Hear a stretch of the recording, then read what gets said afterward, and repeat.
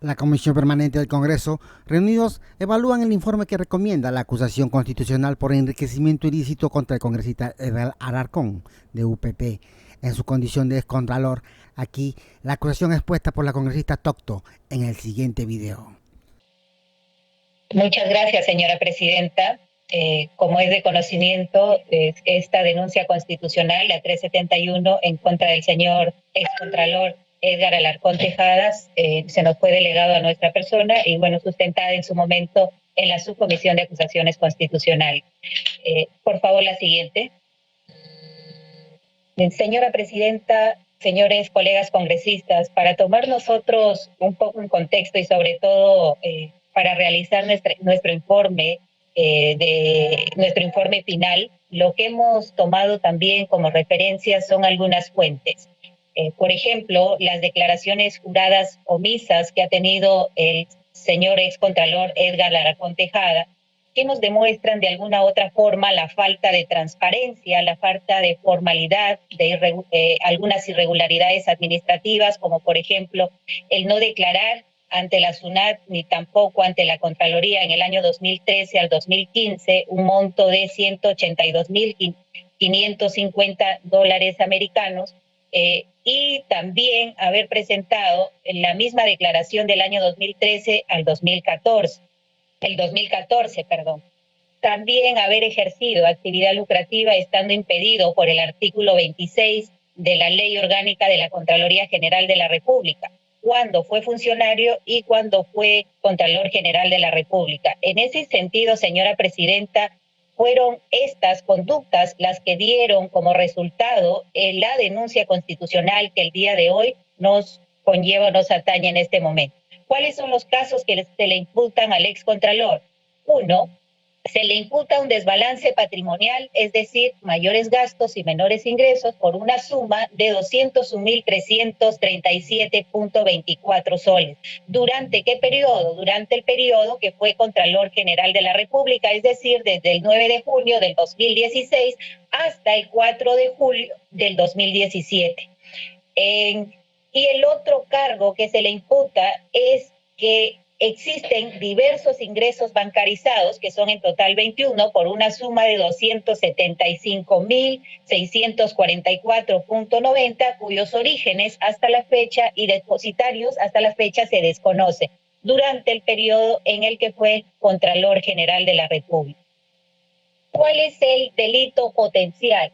El potencial delito es el prescrito en el 401 respecto del 401 del Código Penal respecto del enriquecimiento ilícito, que prescribe lo siguiente: el funcionario servidor público que, abusando de su cargo, incrementa ilícitamente su patrimonio respecto de sus ingresos legítimos, será reprimido con pena privativa de la libertad no menor de 5 ni mayor de 10 años e inhabilitación según corresponda, conforme a los incisos 1, 2 y 8 del artículo 36, y con 375 a 730 días multa. Si el agente es un funcionario público que ha ocupado cargos de alta dirección en las entidades, organismos o empresas del Estado, o está sometido a la prerrogativa de antejuicio y la acusación constitucional, será reprimido con pena privativa de la libertad no menor de 10 ni mayor de 15 años e inhabilitación según corresponda, conforme a los incisos 1, 2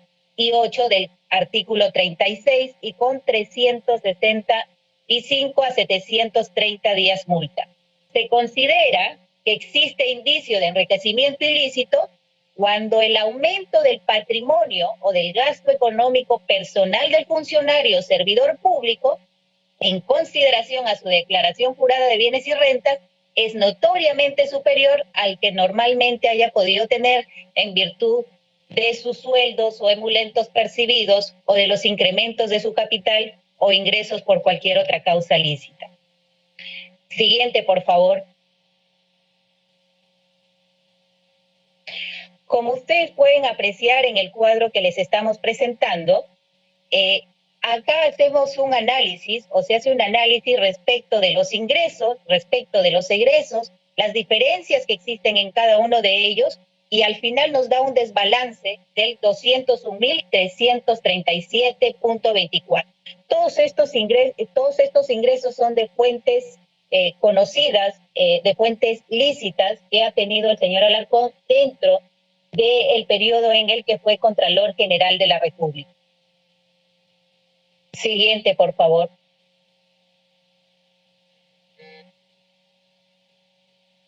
En el siguiente cuadro se hace un análisis respecto de los depósitos que ha tenido el señor Alarcón durante el periodo en el que fue Contralor General de la República, cuyos orígenes y depositarios se desconocen, que podrían conllevar a otro desbalance patrimonial por un monto de 275.644.90. Existen 5 pericias del Ministerio Público, 3 de ellas que determinan el desbalance y 2 que sirven para absolver las observaciones de la parte contraria en sede fiscal. Vamos a analizar el primer informe pericial contable, el número 018-2019, pero voy a mencionar que este informe solamente se ha tomado como referencia para hacer un análisis de los siguientes informes que corresponden al periodo. ¿Por qué se ha tomado como referencia? Porque el delito de enriquecimiento ilícito es un delito permanente y continuado. En ese sentido, nosotros hemos creído conveniente que deberíamos tomar como referencia también el informe durante el periodo desde el 2007 hasta el 2016, pero no nos vamos a pronunciar al respecto, solamente es para tomarlo como referencia respecto de la actuación y comportamiento, en este caso del denunciado. Este informe nos prescribe que existe un desbalance patrimonial que ascendería a un importe de 2.871.186.01. Esto se puede encontrar en la página 80-81 de nuestro informe. Como les vuelvo a reiterar, solamente se ha tomado como referencia, reitero, porque el delito de enriquecimiento ilícito es un delito permanente y continuado. Ahora sí, vamos a mencionar respecto de las pericias durante el periodo en el que el señor Contralor General de la República ejerció el cargo, es decir, desde el 9 de junio del 2016 hasta el 4 de julio del 2017. En la pericia 19-2019 se establece un desbalance patrimonial de 201.337.24. Y la pericia, el informe pericial contable 51-2019 establece una serie de depósitos de origen desconocido de 270, que sumarían un monto de 275.644.90. Reitero, cuyos orígenes y depositarios se desconocen. El informe pericial 19-2019 fue observado por el denunciado y nos dio como resultado, o le dio como resultado a la Fiscalía, el informe de pronunciamiento a las observaciones del informe pericial contable 19-2019, que menciona lo siguiente. Uno de los argumentos del denunciado era que no se ha considerado el saldo inicial. ¿Y por qué no se ha considerado? Menciona el informe. Le responde que no se ha considerado porque son depósitos desconocidos que no provienen de sus ingresos ni por remuneraciones ni por venta de vehículos, que era una actividad que el señor había reconocido en un reportaje de Cuarto Poder.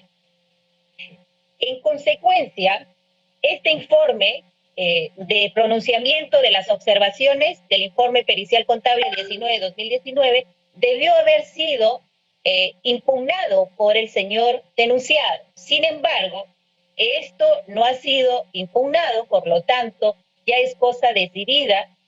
El denunciado lo ha convalidado en sede fiscal. En el informe 51-2019 también fue observado y dio como resultado al informe pericial contable 52-2019, denominado Pronunciamiento a las observaciones del informe pericial contable ampliatorio 51-2019. En este informe de pronunciamiento se le menciona al señor denunciado que las observaciones presentadas ya tienen pronunciamiento. Es decir, en las observaciones que había realizado el denunciado habían sido casi las mismas que las que había realizado en el informe, al informe 51. En ese sentido, se le menciona que ya tienen pronunciamiento e inclusive se muestra que se le menciona que en los cuadros del perito de parte no se ha realizado un buen análisis ni profesional ni ético. En ese sentido, el denunciado también debió haber impugnado este informe pericial. Sin embargo, tampoco lo hizo su sede fiscal, por lo tanto, en el Ministerio Público ya es cosa decidida y el denunciado lo ha convalidado. La absolución de los argumentos de descargo de la parte denunciada sobre el peritaje. Los argumentos de descarga, el primer y segundo, nos dicen que la ley nos menciona que la ley no le obliga a registrar cada movimiento realizado. Su afirmación no altera o contraviene el fondo de los cargos, es decir, no altera el desbalance o los depósitos desconocidos. En ese sentido, el denunciado se conoce que el 2016 adquirió cinco autos. En una declaración jurada registró por bienes 932.100. No obstante, en el año siguiente reportó lo mismo, sin dar cuenta de los otros vehículos que había adquirido o las ganancias obtenidas. En igual sentido, se le responsabiliza de haber efectuado actividad lucrativa, estando impedido por ley de hacerlo.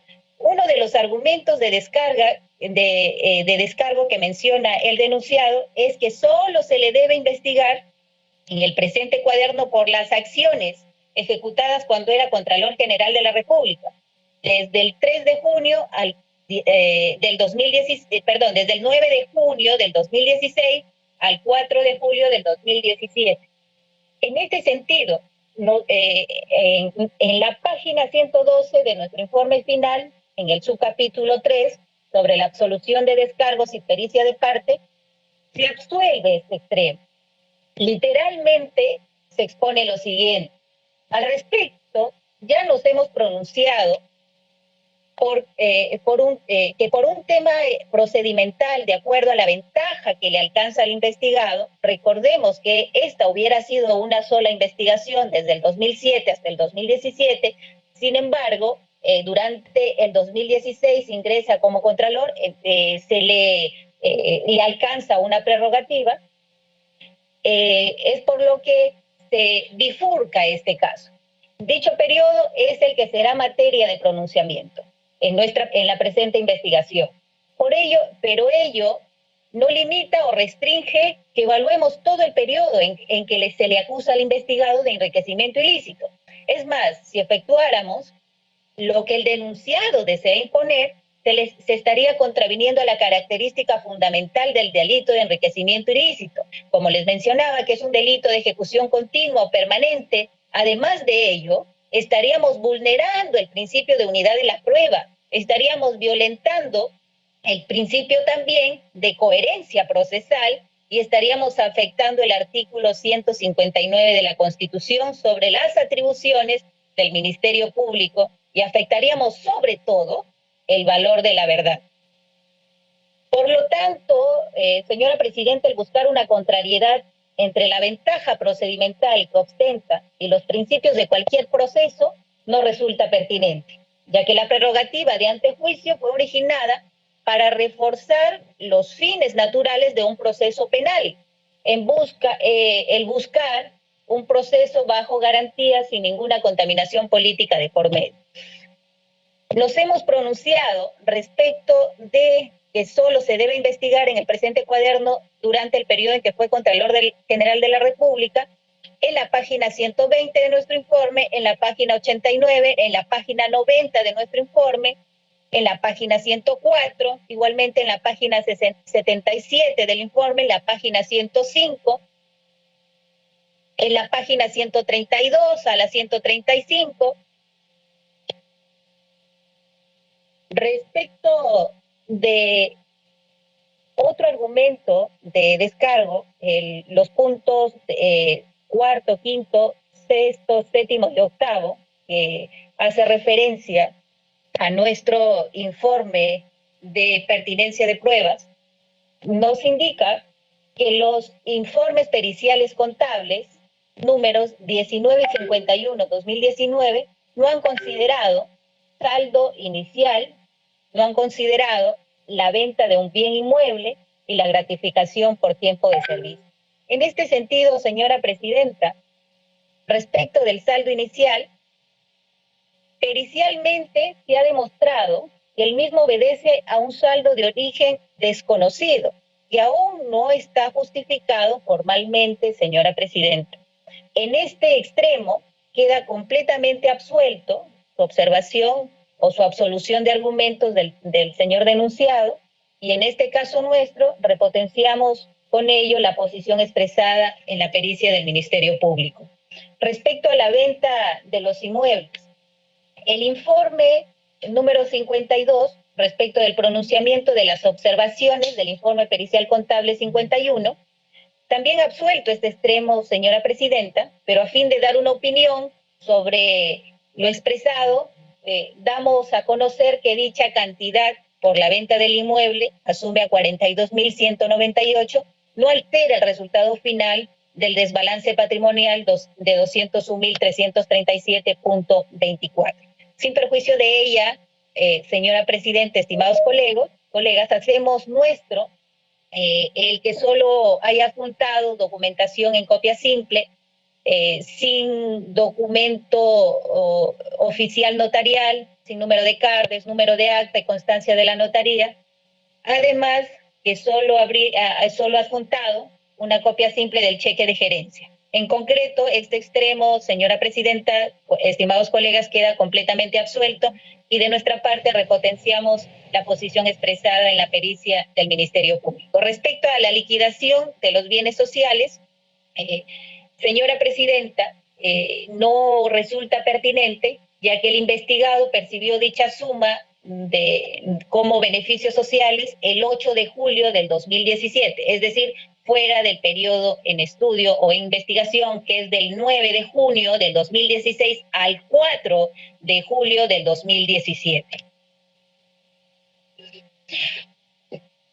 Otro de los puntos que habíamos puesto para determinar en nuestro informe de hechos y pertinencia de pruebas era respecto del origen del ingreso de depósitos de origen desconocido.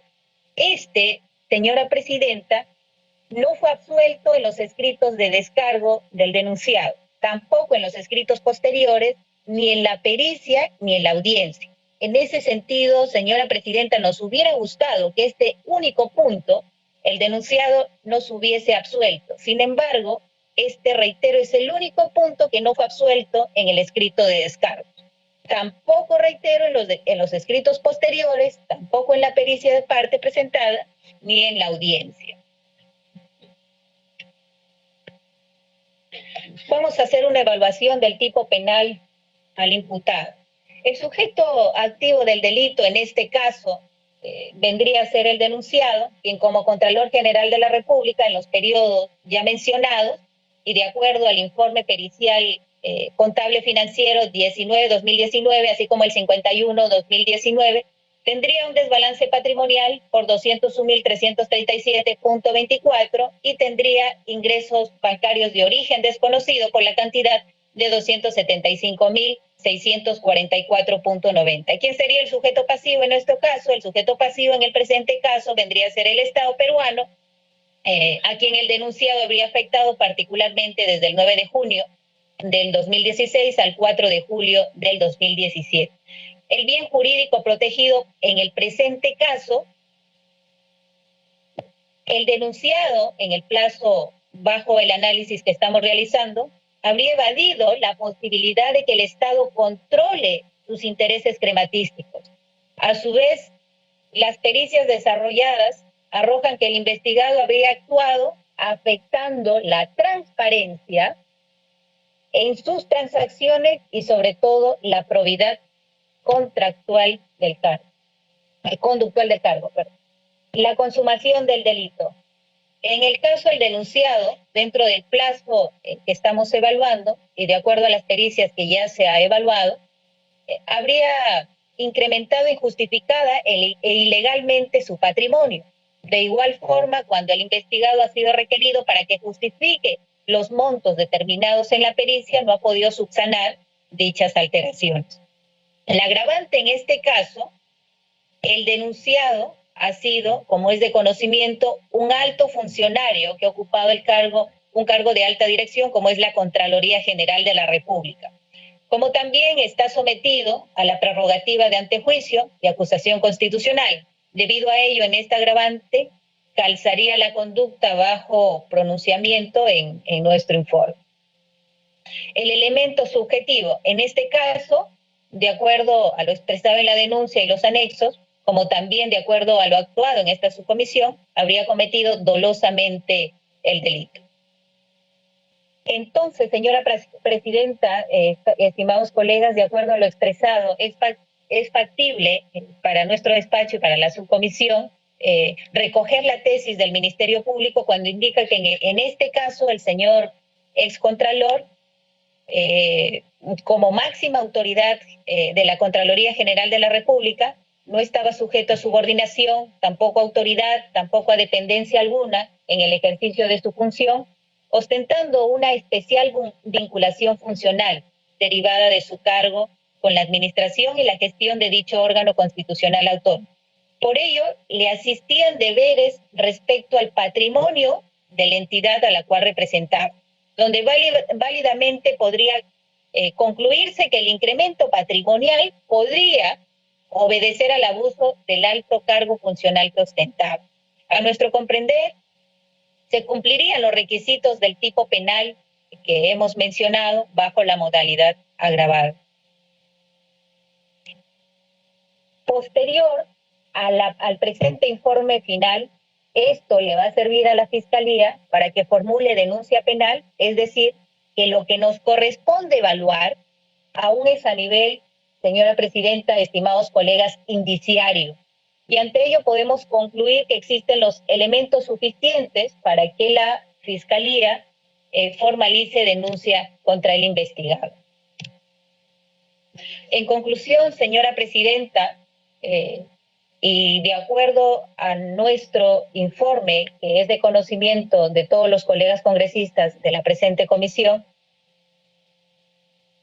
y en atención al inciso D.6 de nuestro reglamento, del artículo 89 del reglamento del Congreso de la República, y en concordancia con lo que hemos expuesto y en nuestro informe, nosotros hemos llegado a la conclusión de acusar por antejuicio político al denunciado Edgar Alarcón Tejada en su condición de excontralor general de la República por ser el presunto autor del delito contra la administración pública, enriquecimiento ilícito agravado, previsto y sancionado en el artículo 401 del Código Penal en agravio del Estado peruano. Muchas gracias, señora presidenta. Es todo cuanto puedo informar. La contundencia de la investigación hasta el momento ha sido clara y ahora se prepara Edgar Alarcón para hacer su defensa. Para más noticias, ya te lo voy contando.